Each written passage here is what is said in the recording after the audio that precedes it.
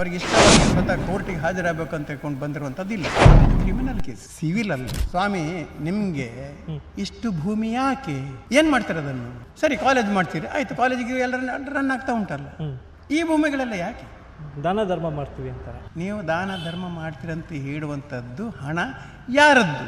ಯಾರ ಹಣವನ್ನು ನೀವು ದಾನ ಧರ್ಮ ಮಾಡುವಂಥದ್ದು? ಜನರದ್ದು, ಸರ್ಕಾರದ್ದು. ಹಾಂ, ನೀವು ದಾನ ಧರ್ಮ ಮಾಡ್ತಿರುವಂಥದ್ದು ನಿಮಗೆ ಇರುವಂಥದ್ದು ಮುಖ್ಯವಾದ ಎರಡೇ ಸೋರ್ಸು. ಇಲ್ಲಿಗೆ ನಾವು ನಿಂತಿಲ್ಲ, ನಾವು ಆಗಲೇ ಹೇಳಿದಾಗ ನಮ್ಮ ಹತ್ರ ಈಗ 7-8 ಪ್ರಕರಣಗಳಿದೆ. ಅಂದರೆ ಈಗ ಒಟ್ಟಲ್ಲಿ ಈಗ ಏನು ನೆಕ್ಸ್ಟ್ ಕೋರ್ಟಿಗೆ ಬರಬೇಕು, ಇದೇ ಮೊದಲನೇ ಪ್ರಕರಣ. ಅವರಿಗೆ ಈ ಪ್ರಕಾರದಲ್ಲಿ ನೋಟಿಸ್ ಒಂದು ಕೋರ್ಟ್ನಿಂದ ಸ್ವತಃ ಬರಬೇಕಂತ ಆಗಿರುವಂಥದ್ದು ಇದು ಮೊದಲನೇ ಪ್ರಕರಣ, ಫಸ್ಟ್ ಟೈಮ್. ಅವ್ರಿಗೆ ಇಷ್ಟವರೆಗೆ ಸ್ವತಃ ಕೋರ್ಟಿಗೆ ಹಾಜರಾಗಬೇಕು ಅಂತ ಹೇಳ್ಕೊಂಡು ಬಂದಿರುವಂಥದ್ದು ಇಲ್ಲ. ಮತ್ತು ಇದು ಕ್ರಿಮಿನಲ್ ಕೇಸ್, ಸಿವಿಲ್ ಅಲ್ಲ, ಕ್ರಿಮಿನಲ್ ಕೇಸ್ ಇದು. ಅದರಿಂದ ಈ ತೂಗುಗತ್ತಿ ಅವರ ಮೇಲೆ ನೇತಾಡ್ತಾ ಇರುವಂಥದ್ದು ಇದು ಒಂದು ಮಾತ್ರ ಅಲ್ಲ, ಹಲವಾರು ತೂಗುಗತ್ತಿಗಳನ್ನು ನೇತಾಡುವಂಥದ್ದನ್ನು ಮಾಡಿದ್ದೇವೆ. ಈಗ ನೆಕ್ಸ್ಟ್ ವೀಕ್ನಲ್ಲಿ ಪುನಃ ಒಂದು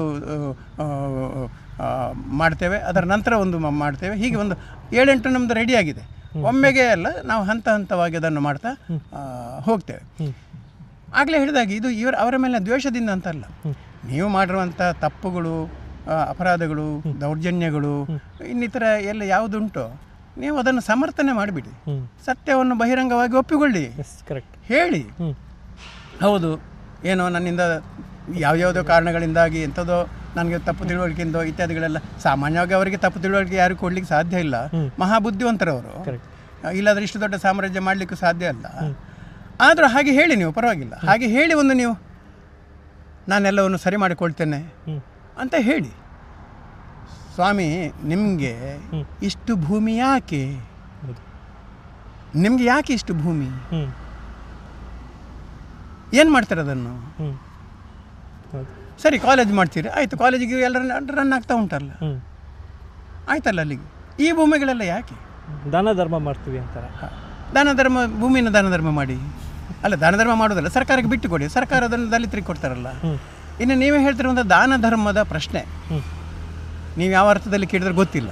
ನಾನು ಅರ್ಥ ಮಾಡಿಕೊಂಡ ಹಾಗೆ ಅವರು ದಾನ ಧರ್ಮ ಮಾಡೋದು ಅಂತ ಹೇಳಿದ್ರೆ ವಾತ್ಸಲ್ಯ ಮನೆಗಳನ್ನು ಕಟ್ಟಿಕೊಡ್ತಾರೆ, ಮಾಸಾಶನಗಳನ್ನು ಕೊಡ್ತಾರೆ, ಸಾಮೂಹಿಕ ಮದುವೆಯನ್ನು ಮಾಡ್ತಾರೆ, ಕೆರೆಗಳನ್ನೆಲ್ಲ ಜೀರ್ಣೋದ್ಧಾರ ಮಾಡ್ತಾರೆ, ದೇವಸ್ಥಾನಗಳನ್ನು ಜೀರ್ಣೋದ್ಧಾರ ಮಾಡ್ತಾರೆ, ಇತ್ಯಾದಿ ತುಂಬ ಪಟ್ಟಿ ಮಾಡ್ತಾರೆ. ಮತ್ತು ಅದನ್ನು ಕೋಟಿ ಕೋಟಿ ಕೋಟಿ ಹೇಳ್ತಾರೆ. ಈಗ 4 ಜನರ ಹತ್ರ ಕಿತ್ತು ಒಬ್ರಿಗೆ ಕೊಡುವಂಥದ್ದು ಎಷ್ಟು ಸರಿ? ಹಾಂ, ಅದೇ ಅದನ್ನೆಲ್ಲ ಅವರು ಜಾಹೀರಾತು ಕೊಡ್ತಾರೆ. ಜಾಹೀರಾತಿನಲ್ಲಿ ಭಾರಿ ಬುದ್ಧಿವಂತಿಕೆಲ್ಲ ಕೊಡ್ತಾರೆ. 11 ಕೋಟಿ, 25 ಕೋಟಿ, 205 ಕೋಟಿ, ಅಂದರೆ ಇಷ್ಟು ವರ್ಷದಲ್ಲಿ ಕೊಟ್ಟದೆಲ್ಲ ಒಟ್ಟು ಸೇರಿಸಿ ಕೊಡೋದು. ಈ ವರ್ಷದಲ್ಲಿ ಕೊಟ್ಟದ್ದು ಎಷ್ಟು ಅಂತ ನೋಡಿದ್ರೆ ಅದರಲ್ಲಿ ಅದರ ಸಣ್ಣ ಪಾಲಿರು ಭಾರಿ ಕೋಟಿ ಕೋಟಿ ತೋರಿಸಿ ಭಯಂಕರ ಮಾಡಿದ್ದೇನೆ ಅಂತ ಹೇಳಿ ತೋರಿಸುವಂಥ ಚಾಣಾಕ್ಷತೆ ಉಂಟು. ದೊಡ್ಡ ದೊಡ್ಡ ಪೇಜ್ ಗಟ್ಟಲೆಲ್ಲ ಕೊಡೋದೆಲ್ಲ ಮಾಡ್ತಾರೆ. ಇಲ್ಲಿ ಪ್ರಶ್ನೆ ಬರುವಂಥದ್ದು ಇದನ್ನು ನೀವು ದಾನ ಧರ್ಮ ಮಾಡ್ತೀರಂತ ಹೇಳುವಂಥದ್ದು ಹಣ ಯಾರದ್ದು? ಯಾರ ಹಣವನ್ನು ನೀವು ದಾನ ಧರ್ಮ ಮಾಡುವಂಥದ್ದು? ಜನರದ್ದು, ಸರ್ಕಾರದ್ದು. ಹಾಂ, ನೀವು ದಾನ ಧರ್ಮ ಮಾಡ್ತಿರುವಂಥದ್ದು ನಿಮಗೆ ಇರುವಂಥದ್ದು ಮುಖ್ಯವಾದ ಎರಡೇ ಸೋರ್ಸು. ನಿಮ್ಮ ವೈಯಕ್ತಿಕತೆ ಅಂಥದ್ದು ಕೂಡ ಇಲ್ಲ, ಇರ್ಬೋದು, ಗೊತ್ತಿಲ್ಲ ಎಲ್ಲುಂಟು ಅಂತ, ನಮ್ಗೆ ಗೊತ್ತಿಲ್ಲದ ನಾವು ಆರೋಪ ಮಾಡಲಿಕ್ಕೆ ಆಗೋದಿಲ್ಲ. ಆದರೆ ಗೊತ್ತಿರೋ ಪ್ರಕಾರ ನಿಮಗೆ 2 ಮುಖ್ಯವಾದ ಸೋರ್ಸು. ಒಂದು ದೇವಸ್ಥಾನದ ಆದಾಯ, ಹುಂಡಿ, ಇದು ಅದು ಅದರ ಮೇಲೆ ಕಂಟ್ರೋಲ್ ನಿಮಗೆ ಇರುವಂಥದ್ದು. ನೀವು ಆಡಳಿತಾಧಿಕಾರಿ ಆಗಿರೋದ್ರಿಂದ ಅದರ ಮೇಲೆ ನಿಮ್ಗೆ ಈಗ ಕಂಟ್ರೋಲ್ ಇದೆ. ಆದಾಯದ ಮೂಲ ಅದು, ನೀವೇ ಅದನ್ನು ಹೇಗೆ ಬೇಕಾದ್ರೂ ವಿನಿಯೋಗ ಮಾಡ್ಬೋದು. ಅಲ್ಲ, ನಿಮ್ಮ ಸ್ಥಾನದಲ್ಲಿ ಯಾರೊಬ್ಬರನ್ನು ಇಟ್ಟರು ಕೂಡ ಉಂಟಲ್ಲ, ಅವರಿಗೆ ಖರ್ಚು ಮಾಡಲಿಕ್ಕೆ ಹೇಗೆ ಮಾಡ್ಬೇಕಂತ ಹೇಳಿಕೊಡ್ಬೇಕಂತೇನಿಲ್ಲ, ಬುದ್ಧಿವಂತಿಕೆ ಭಾರಿ ಬೇಕಂತೇನಿಲ್ಲ. ದುಡ್ಡಿದ್ರೆ ನೀವೇನೋ ಭಾರಿ ಒಂದು ಅವರ ದೂರದರ್ಶಿತ್ವ, ಇಡೀ ಆದರ್ಶ, ಎಂಥದ್ದು ದೂರದರ್ಶಿತ್ವ ಇಲ್ಲ, ಅದೆಲ್ಲ ಏನು ದೊಡ್ಡ ಸಂಗತಿ ಏನಲ್ಲ ಅದನ್ನು ಕೊಡಲಿಕ್ಕೆಲ್ಲ ಮಾಡಲಿಕ್ಕೆ. ಹಾಗೆ ಬಹುಶಃ ಅದಕ್ಕಿಂತ ಚೆನ್ನಾಗಿ ಮಾಡೋರು ಇದ್ದಾರೆ. ಇರಲಿ, ನಿಮ್ಮ ಈ ಮೀಡಿಯಾವನ್ನು ನೀವು ಬಳಸಿಕೊಂಡು ಮತ್ತು ಈ ರಾಜಕಾರಣಿಗಳಿರ್ತಕ್ಕಂಥ ಕೂಡ ವೇದಿಕೆಗೆ ಬಂದ ಕೂಡಲೇ ಹೊಗಳೋದು ಎಲ್ರಿಗೂ ಕೂಡ ಒಂದು ಅಭ್ಯಾಸವೇ. ಕಾಂಪಿಟೇಷನ್ ಇರ್ತದೆ ಹೇಗೆ ಹೊಗಳೋದು ಅಂತಕೊಂಡು ಹೇಳಿ, ದೇವಮಾನವನಿಂದ ಹಿಡಿದು ಆದರ್ಶ ರಾಮನ ಹಿಡಿದುಕೊಂಡು ಎಂಥ ಶಬ್ದ ಭಂಡಾರಗಳನ್ನೆಲ್ಲ ನಮ್ಮ ಅಶೋಕ ಭಟ್ಟ ಇದ್ದಾನೆ, ಅದು ಯಕ್ಷಗಾನ ಪ್ರವೀಣ, ಅವರದ್ದು ಭಾಷಣ ಕೇಳಿದ್ರೆ ಸಾಕು, ಹೆಗಡೆ ಅವರು ದೇವರಿಗೆ ನಾಚಿಕೆ ಆಗ್ತದೆ.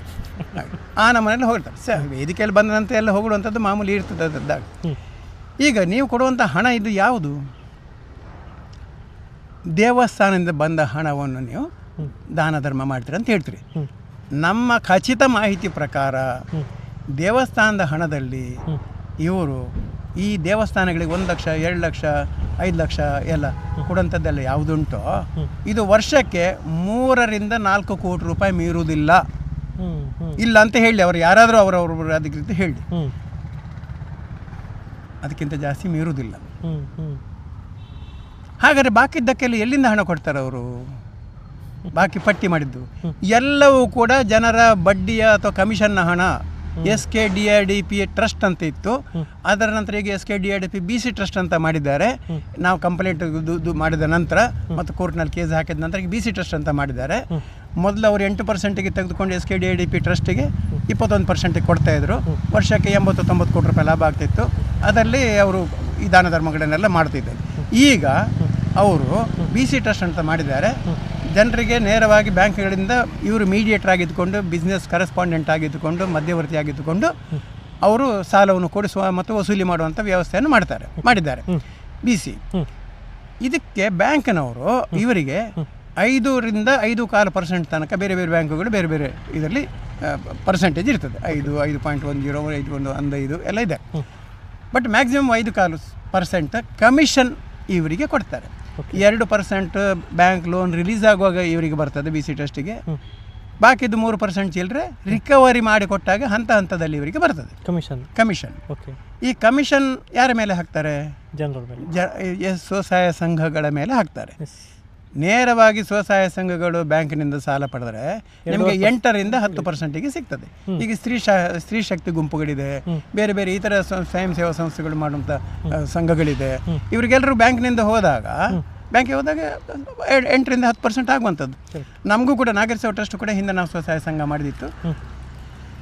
ನಮಗೆ ಕೂಡ ಇದರ ಬಗ್ಗೆ ಸಂಪೂರ್ಣ ಅನುಭವ ಇದೆ. ನಬಾರ್ಡ್ನಿಂದ ನಮಗೆ ಒಂದು ರಾಜ್ಯ ಪ್ರಶಸ್ತಿಯು ಕೂಡ ಬ್ಯಾಂಕ್ ಲಿಂಕೇಜಸ್ ಸಿಕ್ಕಿದ್ದಿದೆ. ಅಂದರೆ ಇದರಲ್ಲಿ ಸಂಪೂರ್ಣ ನಮಗೆ ಅನುಭವ ಇದೆ ಹೇಗೆ ಅಂತ ಹೀಗೆ ಹೇಳ್ತಾ ಇಲ್ಲ ಹಾಗೆ.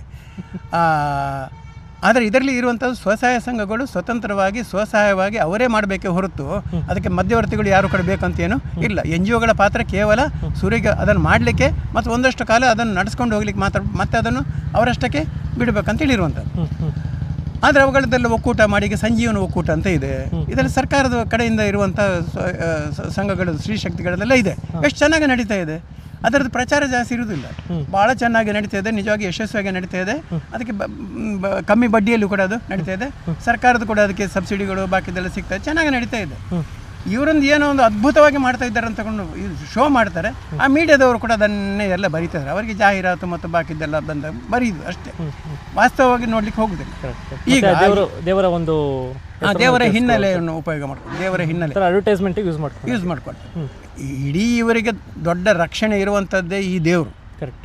ಇವರಿಗೆ ಆ ದೇವರ ಹಿನ್ನೆಲೆ ಇಲ್ಲದೆ ಹೋಗಿದ್ದರೆ, ನಾನು ಮಾಡೋದೆಲ್ಲ ಮಂಜುನಾಥನಿಗಾಗಿ, ನಾನು ಮಾಡೋದೆಲ್ಲ ಮಂಜುನಾಥನ ಸೇವೆ, ನಾನು ಮಾಡೋದೆಲ್ಲ ಮಂಜುನಾಥ ಅಂತ ಹೇಳುವಾಗ ಧಾರ್ಮಿಕ ಭಾವನೆಯಲ್ಲಿ ಅದು ಎಲ್ರಿಗೂ ಕೂಡ ಒಂದು ಇದು ಬರ್ತದೆ, ಇಂಪ್ರೆಸ್ ಬರ್ತದೆ. ಈ ಕ್ರಿಮಿನಲ್ ಕೇಸಸ್ನಲ್ಲೂ ಹಾಗೆ ಅಲ್ಲ ಸರ್ ಮಾಡಿದ್ದು. ಈಗ ಇತ್ತೀಚೆಗೆ ಏನು SIT ಅಥವಾ ಈ ಶವಭೂತ ಪ್ರಕರಣ, ಸೌಜನ್ಯ ಪ್ರಕರಣ ಆಯಿತು. ಧ್ವನಿ ಎತ್ತವರ ವಿರುದ್ಧ ಅವರು ಏನು ಯೂಸ್ ಮಾಡಿದ್ದು ಶೀಲ್ಡ್ ಆಗಿ ದೇವಸ್ಥಾನ ಯಾರು ಧ್ವನಿ ಎತ್ತಿದ್ರು ಕೂಡ, ಆ ವಿಷಯದ ಬಗ್ಗೆ ಧ್ವನಿ ಎತ್ತಿದ್ರು ಕೂಡ ಇವರೆಲ್ಲ ದೇವಸ್ಥಾನದ ವಿರೋಧಿಗಳು, ಶ್ರದ್ಧಾ ಕೇಂದ್ರದ ವಿರೋಧಿಗಳು, ಹಿಂದೂ ವಿರೋಧಿಗಳು, ಕಮ್ಯುನಿಸ್ಟ್ರು, ವಿದೇಶದ ಹಣ ಬರ್ತದೆ, ಕನ್ವರ್ಷನ್ ಬರ್ತದೆ, ಇದು ಸೆಟ್ ಕೆಲವೆಲ್ಲ ಫಾರ್ಮುಲಾ ಉಂಟು ಅವರು. ಅದನ್ನು ಹೇಳಿ ನಿಮ್ಮ ಮೇಲೆ ಬಿಸಾಡೋದು. ಆದರೆ ಅದೆಲ್ಲ ಅವರು ಕೇವಲ ದೇವರನ್ನು ಅವರಿಗೆ ಶೀಲ್ಡ್ ಆಗಿ ಉಪಯೋಗ ಮಾಡೋದು ಬಿಟ್ಟರೆ ವಸ್ತುಸ್ಥಿತಿ ಬೇರೆ. ಅದು ಎಷ್ಟು ಕಾಲ ನಡೀತದೆ. ಈಗ ನೋಡಿ, ಈಗ ಜನರಿಗೆ ರಿಯಲೈಸ್ ಆಗಿದೆ, ಗೊತ್ತಾಗಿದ್ರೆ ಇಂಡಿಕೇಟರ್ ಈಗ ಗೊತ್ತಾಗ್ತಲ್ಲ. ಧರ್ಮಸ್ಥಳಕ್ಕೆ ಬರುವ ಸಂಖ್ಯೆ ಅಲ್ಲಿ ಅದು ಎಷ್ಟು ಕಡಿಮೆ ಆಗಿದೆ ಅಂದರೆ ನನಗೆ ನಂಬಲಿಕ್ಕೆ ಸಾಧ್ಯ ಆಗಲಿಲ್ಲ. ಆ ಪ್ರಕಾರ ಡೈಲಿ ಬರುವಂಥದ್ದು 1,500 ಮೀರುವುದಿಲ್ಲ, ವಾರಾಂತ್ಯದಲ್ಲಿ 4,000 ಮಾತ್ರ ಬರುವಂಥದ್ದು ಅಂತ ಹೇಳಿದ್ರೆ ನಂಬಲಿಕ್ಕೆ ಸಾಧ್ಯ ಆಗೋದಿಲ್ಲ. ಆದರೆ ವಸ್ತುಸ್ಥಿತಿ ಅಲ್ಲಿ ಇರುವಂಥ ಎಲ್ಲರೂ ಕೂಡ ಹೇಳ್ತಿರುವಂಥ ಯಾಕೆ ಎಂಬ ಪ್ರಶ್ನೆ. ನಮಗೇನು ಅಲ್ಲಿ ಬರುವಂಥ ಸಂಖ್ಯೆ ಕಡಿಮೆ ಆಗ್ಬೇಕಂತ ನಮಗೇನಿಲ್ಲ. ದೇವರ ಭಕ್ತಿಯಲ್ಲಿ ಕಡಿಮೆ ಆಗಬಾರ್ದಂತ. ಆದರೆ ಹೆದರಿಕೆ ಆಗ್ತದಲ್ಲ ಅಲ್ಲಿ ಬರಲಿಕ್ಕೆ. ಹೆಣ್ಮಕ್ಳಿಗೆ ಯಾರಲ್ಲಿ ಬಂದು ಸ್ಟೇ ಮಾಡೋ ಪ್ರಶ್ನೆನೇ ಇಲ್ವಲ್ಲ. ಇಷ್ಟೊಂದು ಈಗ ಮಾಧ್ಯಮಗಳಲ್ಲಿ ಬಾಕಿದಲ್ಲಿ SIT ಬಾಕಿ ಬರ್ಬೇಕಾದ್ರೆ ಹೆಣ್ಮಕ್ಳಿಗೆ ಸೇಫ್ಟಿಯೇ ಇಲ್ಲ ಅಲ್ಲಿ.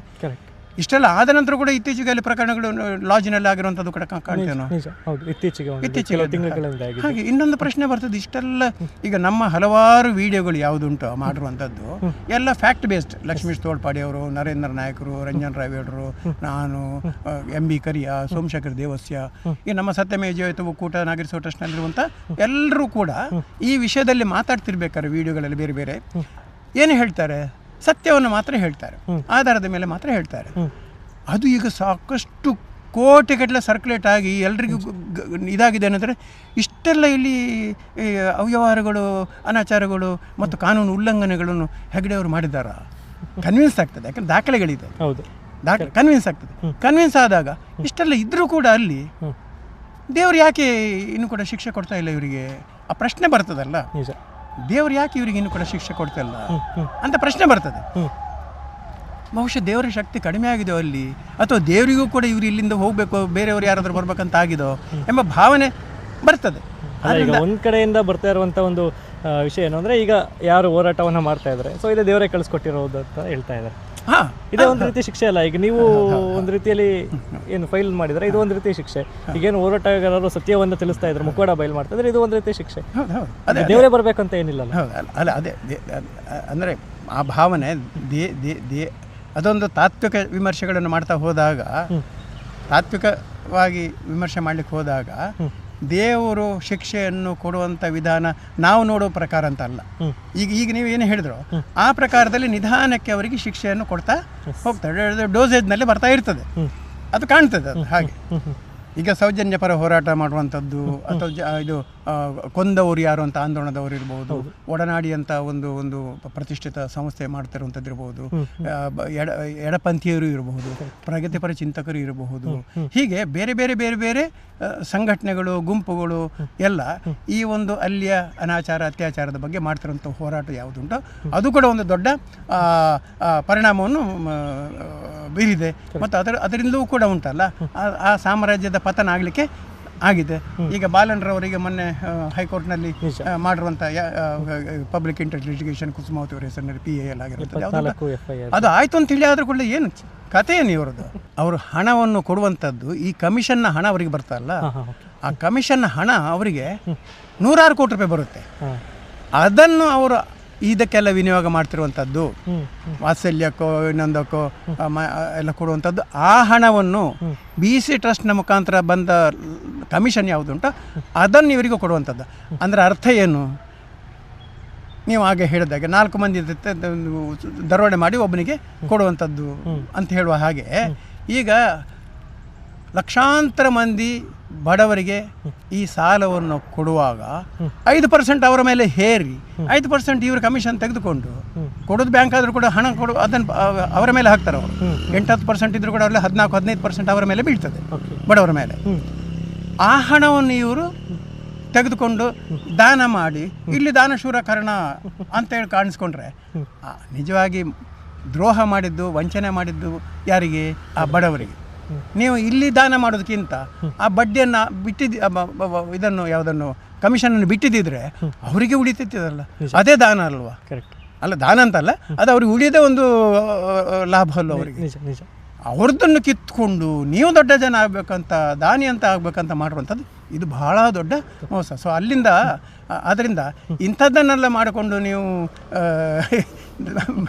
ಅದರ ಒಟ್ಟಿಗೆ ಆ ಮೀಡಿಯಾವನ್ನು ಬಳಸ್ಕೊಂಡು ಮೀಡಿಯಾದವ್ರು ವಿಮರ್ಶೆ ಮಾಡಬೇಕು. ಮೀಡಿಯಾದವ್ರು ಹೋಗಿ BC ಟ್ರಸ್ಟ್ ಇದ್ದು ಬ್ಯಾಲೆನ್ಸ್ ಶೀಟ್ ಕೊಡಿ ಅಂತ ಕೇಳಬೇಕು, ಯಾವುದರಿಂದ ಕೊಟ್ಟರಿ ಅಂತ ಕೇಳಬೇಕು, ದೇವಸ್ಥಾನದ ಆದಾಯವನ್ನು ಕೇಳಬೇಕು, ಯಾವುದಕ್ಕೆ ಎಷ್ಟು ಕೊಟ್ಟರಿ ಅಂತ ಕೇಳಬೇಕು, ಅಡ್ಮಿನಿಸ್ಟ್ರೇಷನ್ಗೆ ಎಷ್ಟು ಅಂತ ಕೇಳಬೇಕು. ಇದನ್ನೆಲ್ಲ ಕೇಳಿದ ಕೂಡಲೇ ಅದು ಮನೆ ದೇವರಲ್ಲ ಅವ್ರದ್ದು, ಅವರ ಸ್ವಂತದ ದೇವಸ್ಥಾನ ಅಲ್ಲ ಅದು. ಈಗ ಸೆಕ್ಷನ್ 53 ಪ್ರಕಾರ ನೋಂದಣಿ ಆಗಬಹುದು ಆಗ್ತದೆ, ಅದೀಗ ಸರ್ಕಾರಕ್ಕೆ ಹೋಗೋದಂತಲ್ಲ, ಅವರ ಅಕೌಂಟನ್ನು ಕೊಡಲೇ ಬೇಕಾಗ್ತದೆ. ಅದಕ್ಕೂ ಕೂಡ ಅಡ್ಡಿ ಹೇಳ್ತಾರೆ. ದೇವಸ್ಥಾನದ ಹೆಸರೇ ಸುಳ್ಳು ಹೇಳಿದ್ದಾರೆ ಅವರು, ಸುಳ್ಳಿನ ಸರದಾರ ಅವರು. ದೇವಸ್ಥಾನದ ಹೆಸರು ಏನು ಹೇಳಿದ್ದಾರೆ ಅವರು? ದ ಇನ್ಸ್ಟಿಟ್ಯೂಷನ್ ಎಟ್ ಧರ್ಮಸ್ಥಳ ಅಂತ, ಮಂಜುನಾಥ ಸ್ವಾಮಿ ದೇವಸ್ಥಾನ ಅಂತ ಈ ಇನ್ಕಮ್ ಟ್ಯಾಕ್ಸ್ ಡಿಪಾರ್ಟ್ಮೆಂಟಿಗೆ ಹೇಳಿಲ್ಲ ಅವರು. ಅಧಿಕೃತ ಹೆಸರು ದೇವಸ್ಥಾನದ ದ ಇನ್ಸ್ಟಿಟ್ಯೂಷನ್ ಎಟ್ ಧರ್ಮಸ್ಥಳ ಅಂತ. ಹಾಗೆ ಅದು ಪಬ್ಲಿಕ್ ಟೆಂಪಲ್ ಅಂತ ಹೇಳಿ 100% ಇನ್ಕಮ್ ಟ್ಯಾಕ್ಸ್ ಎಕ್ಸಾಮ್ಷನ್ ತಗೊಂಡಿದ್ದಾರೆ. ಹಾಗೆ ಇಂಥದ್ದು ಸುಳ್ಳುಗಳನ್ನೇ ಹೇಳೋದು. ಈಗ ದೇವಸ್ಥಾನದ ಭೂಮಿಯನ್ನು ಅವರು ಅವರ ಸ್ವಂತ ಭೂಮಿ ಅಂತ ಹೇಳಿದ್ರು, ಅದು ಕೂಡ ಸುಳ್ಳಲ್ವಾ? ಭೂರಹಿತ ಬಡವ ಅಂತ ಹೇಳೋದು ಕೂಡ ಸುಳ್ಳಲ್ವಾ? ಸುಳ್ಳು ಹೇಳೋದೇ ಅವರು. TAPIಗಳು ಮಾಡಿರುವಂಥ ಒಂದು ಉದ್ಯೋಗ ತರಬೇತಿ ಕೇಂದ್ರ, ಸಿಂಡಿಕೇಟ್ ಬ್ಯಾಂಕ್ ಇದ್ದು ತರಬೇತಿ ಕೇಂದ್ರ ಅದು. ಇವರು ನಾನು ಮಾಡಿದಂತ ಹೇಳಿಲ್ವಾ? ರತ್ನಮಾನಸ ಮಾಡಿರುವಂಥದ್ದು RNBD ಅವರು, ನಾನು ಮಾಡಿದೆ ಅಂತ ಹೇಳುವ. ನಾವು ಅವರ ಸುಳ್ಳುಗಳ ಪಟ್ಟಿಯನ್ನು ಒಂದು ಮಾಡಿದ್ದೇವೆ, ಸುಳ್ಳುಗಳ ಸರದಾರ ಅಂತ ಬಿರುದು ಕೊಡ್ಬೋದು. ಅದರಲ್ಲಿ ಪ್ರೂವ್ ಮಾಡಲಿ ಅವರು, ನಾವು ಹೇಳಿದ ಸುಳ್ಳು ಅಂತ ಕೊಡು, ನಾವು ಹೇಳಿದ ಸುಳ್ಳು ಅಂತ ಅವ್ರು ಪ್ರೂವ್ ಮಾಡಿ.